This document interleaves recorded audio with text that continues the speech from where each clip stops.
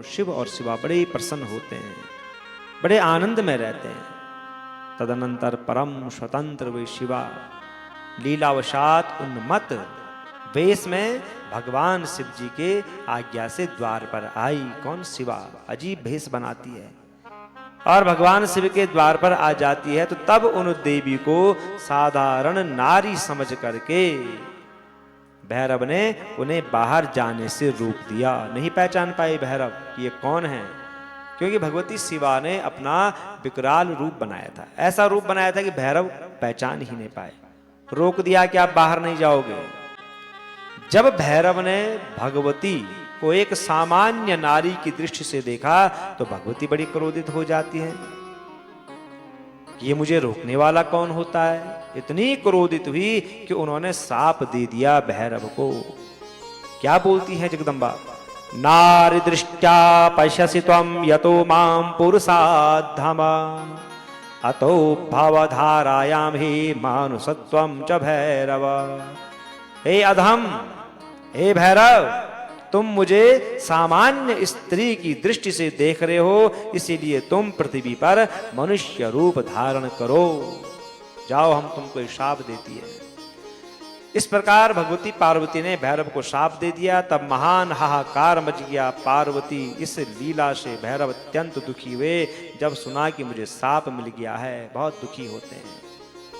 ततश्च शंकर शीघ्रम तमागत्य मुनीश्वर आश्वासय भेदरवम ही नाना नुयन युको विदा।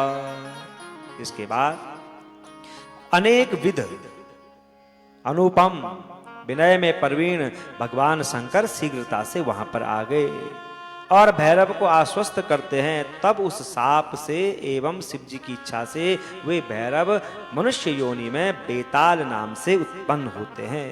उनका नाम बेताल पड़ गया और उनके स्नेह से लौकिक गति का आश्रय ग्रहण करके उत्तम लीला वाले वे प्रभु शिव जी भी पार्वती के साथ जो है कि पृथ्वी पर अवतरित हो जाते हैं। शिव जी महेश नाम से और भगवती पार्वती शारदा नाम से प्रसिद्ध हुई और नाना प्रकार की लीलाएं करने में प्रवीण वे दोनों प्रेम पूर्वक लीला करने लग गए।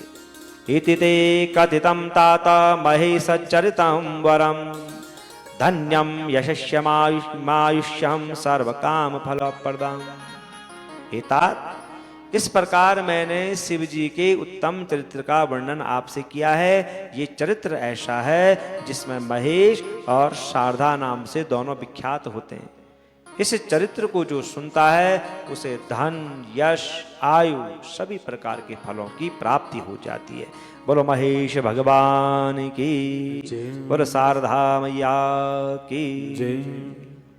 अब नंदीश्वर कहते हैं कि हे प्रज्ञा, अब आप महेश्वर के पिपलाद नामक भक्ति वर्धक जो चरित्र है उसको सुनिए। पिपलाद ये बहुत अच्छा चरित्र है।